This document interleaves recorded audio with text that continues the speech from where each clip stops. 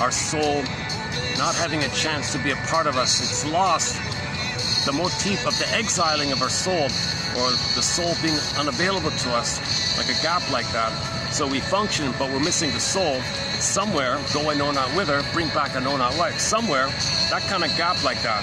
Okay, that motif is represented in so many ways in fairy tales. It's endless almost. So that's the opening premise. That when the mother fails the baby, the child has to flash freeze the soul and exile it away. And in the Greek myth, there's a chasm, a psychic pain. Okay, one guy calls it the basic fault, the core fault. One person, this guru calls it the abandonment complex, abandonment syndrome, abandonment neurosis. This basic fault like that. This haunting, eerie feeling that something fundamentally wrong took place. Basic fault, and he means it like that. And then now the person doesn't know. The person's not going to know this because there's too much pain to know it. No one can process all that kind of pain.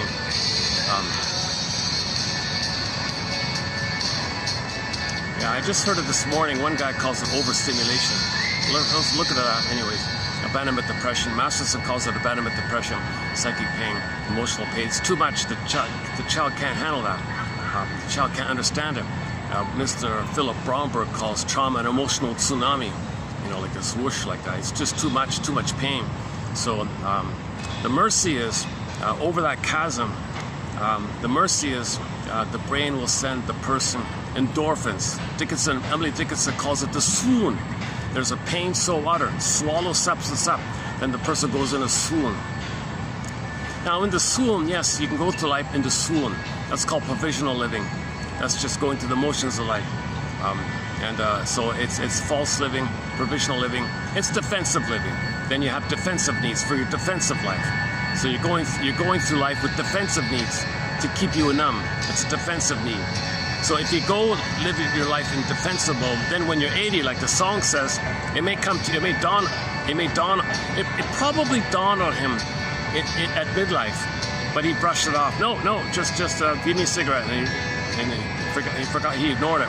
But finally, when he realizes mortality, and now he's 80 something, then he looks in the mirror.